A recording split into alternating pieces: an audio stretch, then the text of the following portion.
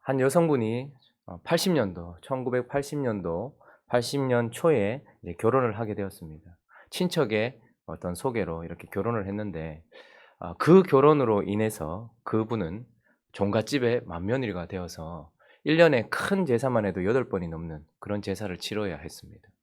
그런데 시간이 좀 지났는데 얼마 지나지 않았는데 남편이 사업에 대한 이런 마인드가 별로 없고 또 수완도 별로 없는데 잘해보겠다는 마음으로 벌였던 그 사업 때문에 아주 힘든 시기를 겪었고 하필 그런 시기에 달려오다가 IMF까지 겹치는 그런 상황이 되어서 아주 고생을 많이 했습니다.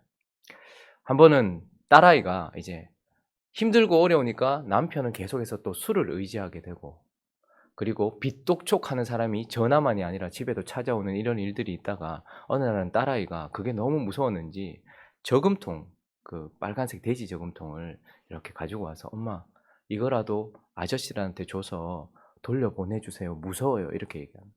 억장이 무너지더라는 거예요. 그렇게 또 좀 시간이 지나고 나서 한 번은 정신을 차리게 된 계기가 있었는데 큰아이 선생님이 전화가 온 거예요. 전화가 와서 "많이 힘드시죠?" 이렇게 이제 선생님 아이가 아마 그런 이야기를 선생님에게 털어 놓았던 것 같고 그래서 선생님이 "많이 힘들더라도 아이 공부는 포기하지 말아 주십시오."라고 이렇게 부탁을 하더라는 거예요.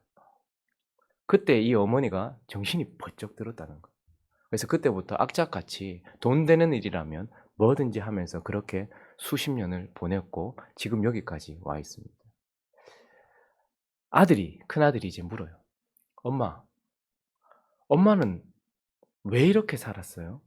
엄마는 왜 이렇게 살아?" 이제 다 지나고 나서 그 아들이 묻는 질문에 이 여자분이 이렇게 대답을 해요. "나는 37년 전에 그곳에 있었던 모든 이들 앞에서 기쁠 때나 슬플 때나 아플 때나 평안할 때나 사랑하겠다고 약속했기 때문이다. 나는 그 약속 때문에 지금까지 이렇게 살았다." 이렇게 말을 했습니다. 이 이야기를 제가 듣다가 저도 또 한 분, 불행한 결혼 생활을 해 가시는 것 같은 분이 생각이 났습니다. 호세아서를 통해서 우리가 보는 것처럼 우리 주님도 그런 삶을 사셨지 않겠습니까? 우리와 하나 되는 그 순간부터 해서 주님은 우리의 뒤치다꺼리 하신다고, 그리고 여전히 변화되지 않는 우리와 함께 하신다고. 왜 그런 삶을 선택하셨을까? 왜 주님은 그런 시간들을 선택하셨을까? 우리도 이 아들이 물었던 것처럼 하나님께 한 번쯤은 물어봐야 되지 않겠습니까? 하나님이 우리를 선택하시고 우리와 마치 결혼을 시작하신 그런 생활을 시작하시고 난 이후에 그분은 참 기쁘셨을까? 그분에게는 항상 기쁨이 있었을까?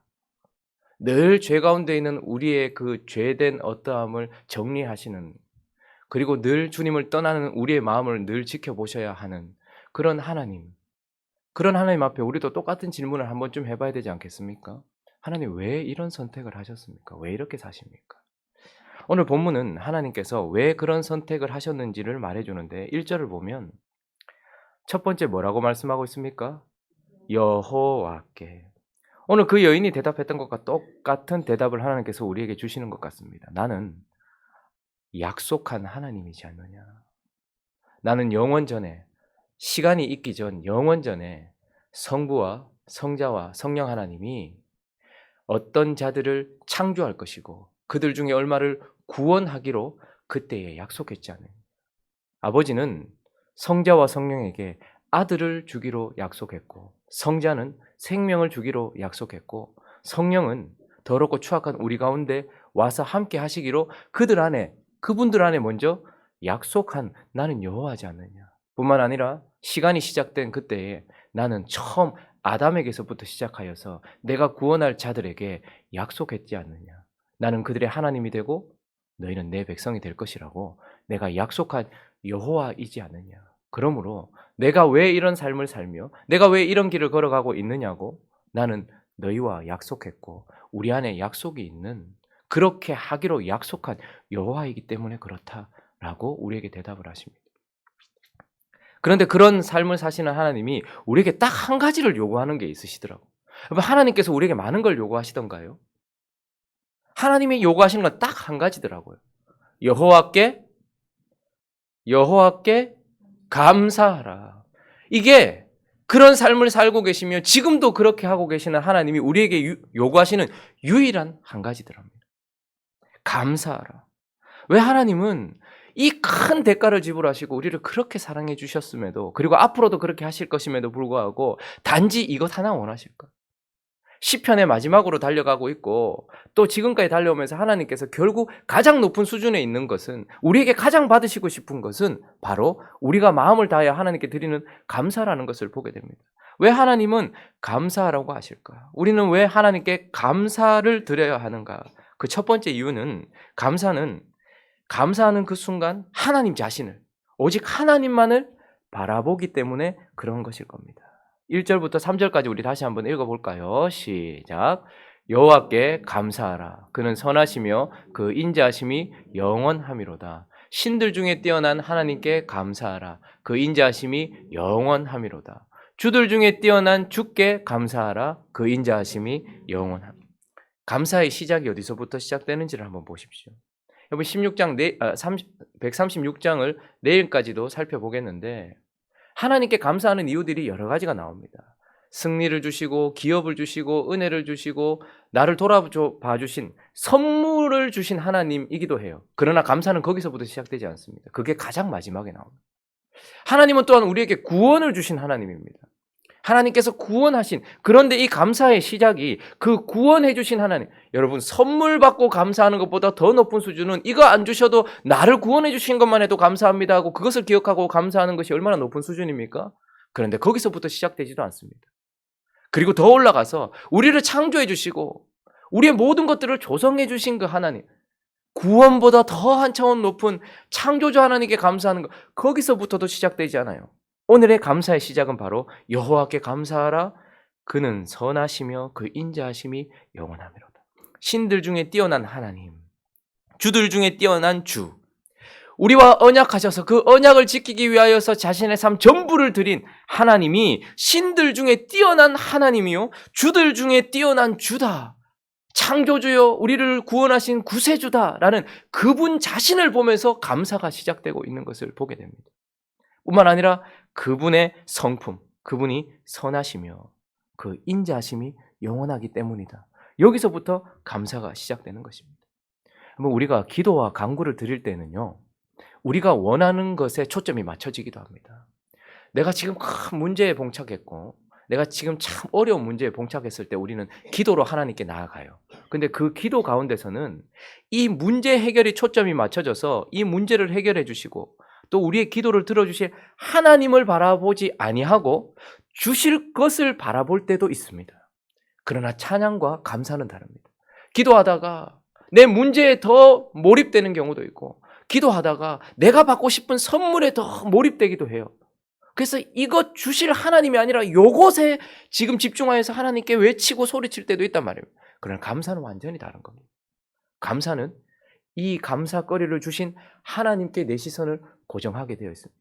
감사의 시작은, 그래서 진정한 감사는 언제나 뭘 주신 분이 아니라 그분 자체에 우리의 시선이 가기 때문에 그래요. 왜 하나님은 우리에게 여호와께 감사해라, 신들 중에 뛰어난 하나님께 감사해라, 주들 중에 뛰어난 주께 감사해라 하시냐 하면, 감사하는 그 순간 우리의 시선이 하나님께 고정되고 우리의 마음이 그분 자신만을 바라보게 되기 때문에 그런 것입니다. 그래서 하나님은 우리에게 감사해라 라고 말씀하십니다. 두 번째, 하나님이 왜 우리에게 감사를 요구하시는가? 왜 감사하라고 하시는가? 그것은 거기서부터 시작된 감사가 하나님이 하신 일을 기억하며 감사하는 자리까지 가기 때문에 그렇습니다. 오늘 1절부터 3절까지는 여호와, 하나님, 주를 바라보면서 그의 선하심과 인자하심을 향했어요. 그러나 이제 그 하나님 앞에서 그분이 하신 일에 대한 구체적인 감사가 4절부터 시작되고 있습니다. 자, 4절, 5절, 6절 한번 읽어볼까요? 시작. 홀로 큰 기이한 일들을 행하시는 이에게 영원함이로다. 지혜로 하늘을 지으신 이에게 감사하라. 그 인자하심이 영원함이로다. 땅을 물 위에 펴신 이에게 감사하라. 그 인자하심이 영원함. 홀로 기이한 일을 행하신 이, 지금 무엇을 얘기하고 싶을까요? 천지를 창조하시고 모든 것을 만드신 하나님. 특별히 그런데 그가 찬양하는 것은 5절에 보니까 하늘을 지혜로 만드시고 땅을 무리의 표시니 무엇입니까? 하늘과 땅, 공간을 만드신 하나님. 둘째 날 하나님은 물과 물을 나누시면서 하늘 궁창을 만들어내셨습니다. 뿐만 아니라 그분은 셋째 날 어떻게 하셨습니까? 물이 모여있는 그곳에 물을 한 곳으로 모으시고 뭇을 드러내시며 땅을 드러내셨어요. 그러니까 우리가 거할 수 있는 공간을 만드신 하나님이십니다. 7절 한번 읽어볼까요? 7절 시작. 큰 빛들을 지으신 이에게 감사하라. 그 인자하심이 영원. 빛들이 지어지고 그것이 운행함으로 말미암아서 무엇이 창조되었습니까? 시간이 창조된 것입니다. 하나님은 공간을 만드실 뿐만 아니라 시간을 만드시고 그렇게 만드신 모든 것들을 8절과 9절 말씀도 읽어봅니다. 시작. 해로 낮을 주관하게 하신 이에게 감사하라. 그 인자하심이 영원하미로다. 달과 별들로 밤을 주관하게 하신 이에게 감사하라. 그 인자하심이 영원하미로다. 하나님은 공간을 만드시고 시간을 만드시고 그리고 낮과 밤을 주관하는 해와 달을 만드셨다. 이것은 무슨 말입니까? 하나님이 모든 것들을 창조하시되 공간과 시간을 만드셨다는 것은 그 안에 거할 모든 것들을 만드셨다는 것. 그 안에 거할 모든 것들을 만드시고 하나님은 그것을 주관하시되 낮에는 해로 밤에는 달로 그것을 주관하시면서 지금까지 운행하고 계시고 인도하고 계신다라는 것을 우리에게 말해주고 있는 것입니다. 하나님이 우리라는 존재의 시간과 공간을 만들어내셨습니다. 그리고 그 안에 있는 모든 것들을 주님이 채우셨습니다. 그렇게 지금까지 우리는 걸어왔고 그리고 하나님이 낮에는 하나님의 해로 밤에는 하나님의 달로 그것을 주관해 가시면서 우리의 시간과 공간을 그분이 주관해 주고 계시고 있다는 것이죠. 그래서 창조주 하나님, 섭리의 하나님을 그가 찬양하면서 그분이 하신 모든 일들 여러분 한번 생각해 보십시오. 우리가 태어날 때 아무것도 가지지 않고 이곳에 왔습니다. 그러나 우리라는 존재가 있게 될 공간을 하나님이 미리 만드셨고 그리고 우리의 시간을 하나님께서 미리 창조하셨습니다. 우리는 앞으로도 어떤 이 공간과 시간 속에서 무엇을 만날지 모르지만 그 안에 있는 모든 것들은 누가 만드신 것일까요? 앞으로도 그분이 만드실 겁니다. 그리고 만드시기만 하십니까? 운행하시고 그것을 주관하실 하나님이 그 안을 채우고 계신다라는 것을 찬양하고 있는 거예요. 그분이 하신 일을 찬양하고 있는 거예요. 그래서 시인은 창조주 하나님을 기억하면서 지금 감사하고 있습니다. 10절부터는 구원하신 하나님을 기억하면서 그분을 찬양하고 있어요. 자, 10절 읽어볼까요? 시작. 애굽의 장자를 치신 이에게 감사하라. 그 인자하심이 영원. 이스라엘 백성들은 잊지 말아야 될 날이 있습니다. 바로 그들이 애굽에서 나오던 날. 그날은 통곡의 날이었습니다. 애굽에 있는 모든 아비들이 울던 날이었습니다. 왜요? 그의 기력의 시작인 장자가 바로로부터 시작하여서 모든 동물에 이르기까지 가축에 이르기까지 모든 아비들의 시작이 되었던 장자들이 죽었던 날이고 그날은 그들이 구원받던 날은 아비들의 울음이 있었던 날이었습니다. 그런데 그 울음을 통하여 그 죽음을 통하여 그들이 뭘 얻은 것입니까? 생명을 얻은 거예요. 우리도 잊지 말아야 됩니다. 그분이 우리를 구원하시던 그날에 하나님 아버지의 눈물이 있었다는 것을 기억해야 합니다. 하늘이 닫혀졌습니다. 예수께서 운명하시기 전까지 하늘은 더 이상 아래를 바라볼 수 없어 창을 닫았습니다. 그리고 어둠이 3시간 동안이나 머물렀죠. 하나님 아버지의 눈물이 있었던 통곡이 있었던 그날 우리는 구원받은 것입니다. 우리의 생명은 그렇게 얻었다라는 것을 지금 이 시인이 구원하신 하나님을 기억하면서 찬양하고 있는 것입니다. 우리는 생명만 얻었습니까? 11절 12절 읽어봅니다. 시작. 이스라엘을 그들 중에서 인도하여 내신 이에게 감사하라. 그 인자하심이 영원함이로다. 강한 손과 펴신 팔로 인도하여 내신 이에게 감사하라. 그 인자하심이 영원함이로다. 우리는 생명만 얻은 것이 아닙니다. 이 생명을 가지고서 세상으로부터 이집트로부터 인도함을 받아 나왔다라는 것을 말하고 있습니다. 이것은 무엇입니까? 우리는 이제 하나님을 섬길 수 있는 자유를 얻었다라는 것이죠. 하나님이 우리에게 자유를 주셨습니다. 구원이라는 것은 내가 지금 생명을 얻은 것과 함께 그 생명을 가지고 자유롭게 행할 수 있는 것, 그것이 바로 구원이라고 고백하고 있는 것입니다. 그런데 자유만 얻었습니까? 13절 14절도 읽어보겠습니다. 시작. 홍해를 가르신 이에게 감사하라. 그 인자하심이 영원함이로다. 이스라엘을 그 가운데로 통과하게 하신 이에게 감사하라. 그 인자하심이 영원. 홍해는 누구도 건널 수 없는 죽음입니다. 그러나 그 죽음이 우리 앞에서 문을 열어버렸습니다. 무슨 말입니까? 우리의 존재가 바뀌었단 말이에요. 무덤은 더 이상 주님을 묻고 있을 수 없었습니다. 죽음은 더 이상 묻고 있을 수 없었습니다. 무덤이 갈라져서 주님이 나온 것처럼 홍해가 갈라져서 우리는 그 가운데를 지났습니다. 이것은 무슨 말입니까? 우리에게는 이제 신분이 바뀌었다는 거예요. 하나님의 자녀가 되었고 생명을 가진 존재가 되었다는 것입니다. 그래서 구원하신 하나님을 기억하면서 그 통곡이 있었던 밤 우리의 생명은 누군가의 죽음과 누군가의 눈물 속에서 얻어졌다는 것과 그 강력한 애굽에서부터 자유를 얻었다는 것과 홍해를 지나 신분이 변화되어서 새 삶을 주신 그 하나님의 은혜로 말미암아 구원받았다는 것을 구체적으로 말하면서 하나님께 감사하고 있는 것입니다. 우리는 단순한 감사도 참으로 좋겠지만 하나님 앞에서 그분이 내게 뭘 하셨는지를 기억하는 것이 아주 중요합니다. 우리의 수준을 높여서 나의 시간과 공간을 만들어내시고 그 안을 채우시고 그것을 섭리하시고 운행하시며 그 모든 것들을 주관하시는 하나님께 감사하고 나를 구원하신 하나님께 감사하는 것, 이것은 바로 그 하나님이 하신 일을 기억하게 하는 수단이기 때문에 하나님은 우리에게 감사하라고 말씀합니다. 그럼 마지막으로 한 가지 더 살펴볼 것은 왜 하나님은 우리에게 그렇게 큰 대가를 지불하셔놓고도 겨우 감사를 우리에게 요구하시나? 그 감사는 결국 하나님을 계속 신뢰하기 때문에 그렇습니다. 하나님을 끝까지 계속해서 바라보게 되기 때문에 그렇습니다. 여러분 136편은 계속해서 반복되는 그런 형식을 가지고 있죠. 아마 그 앞에 찬양을 인도하는 자가 먼저 여호와께 감사하라. 그는 선하시며 그 인자하심이 영원하미로다. 신들 중에 뛰어난 하나님께 감사하라. 라고 할 때부터 이제 후렴을 누군가가 외치고 있는 거예요. 마치 할렐루야 하면 아멘 하듯이 그 인자하심이 영원하미로다. 그러면 또 인도자가 주들 중에 뛰어난 주께 감사하라. 그러면 어떻게 해요? 그 인자하심이 영원하미로다. 홀로 큰 기이한 일을 행하신 이에게 감사하라. 그 인자하심이 영원하미로다. 감사해야 될 이유를 정확하게 짚어준 그 이후에 그 감사를 함께 드리고 있는 성도들의 마음속에 무엇이 생기는가 하면 그분 자체에 대한 감사와 그분이 하신 일에 대한 감사에 대한 마음과 함께 그 인자하심이 영원할 것이라는 믿음이 그 속에서 생겨나서 끊임없이 반복하여 외치고 있는 거예요.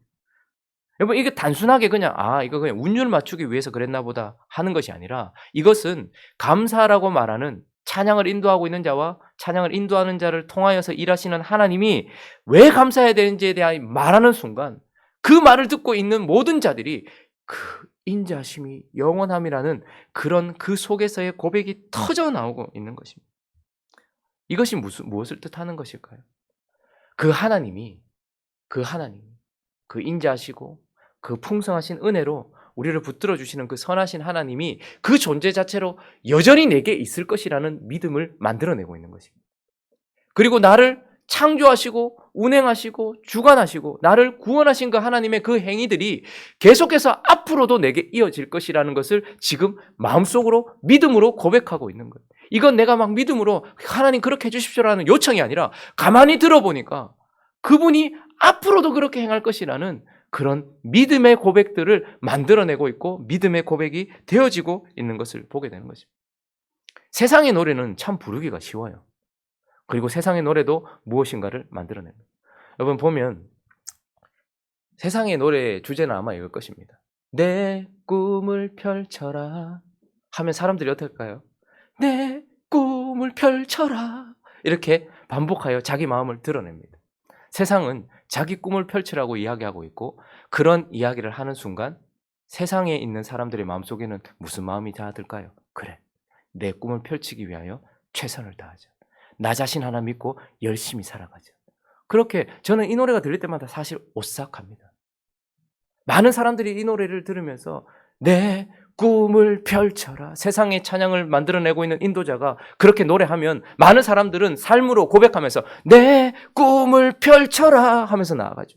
그러나 하나님을 찬양하는 자에게는 왜 찬양해야 되는지에 대한 이유, 여호와니까 감사해라, 신들 중에 뛰어난 하나님이니까 감사해라, 주들 중에 뛰어난 주께 감사해라, 홀로 기이한 일을 하신 이에게 감사해라 라고 하는 순간 그 인자심이 영원함이로다 라고 하나님의 백성들은 그분이 변함없이 존재해 주실 것이며 그분이 변함없이 나를 붙들어 주실 것이며 그분이 변함없이 앞으로도 우리를 인도하실 것이라는 그런 고백을 하게 만들어낸다라는 것이죠. 하나님은 여호와십니다. 하나님은 우리를 붙들어 주신 하나님이시고 그리고 우리를 구원하신 주님이십니다. 그분이 우리에게 요구하시는 것은 바로 감사라는 것을 기억하면서 지금까지 지내온 것 주의 크신 은혜예요. 그러나 3절은 언제나 미래를 바라보게 되어 있습니다. 지금까지 인도하셨으니 앞으로도 인도하실 것이라는 고백. 그래서 오늘도 우리가 이제 11월이 시작되었는데 남아있는 2019년도 그리고 앞으로 남아있는 우리의 모든 공간과 시간 속에 그분이 어떤 대가를 지불하셨는지를 기억하면서 주께 감사하며 하나님만 바라보는 저와 여러분 되시기를 예수 그리스도의 이름으로 축원합니다. 그분을 바라보다가 그분이 우리에게 하신 일이 더 구체적으로 드러나서 그분의 하신 일을 기억하면서 감사하는 저와 여러분 되시기를 예수 그리스도의 이름으로 축원합니다. 그러나 과거에만 머물지 아니하고 앞으로도 지금까지 해오신 대로 일하실 하나님을 믿는 믿음으로 감사하는 삶으로 그 인자하심이 영원함이로다 라고 고백하는 저와 여러분 되시기를 예수 그리스도의 이름으로 축원합니다. 같이 한번 기도하겠습니다. 시편의 마지막은 계속해서 찬양을 요구하고 있습니다. 하나님께 감사하며 찬양하는 우리가 되어줄 수 있게 달라고, 또 각자의 기도 제목들을 가지고 남아있는 2019년도 하나님께서 붙들어 달라고, 또 이번 한 주도 하나님의 은혜 가운데서 감사하며 살게 해달라고 함께 기도하며 나가도록 합니다. 기도하겠습니다.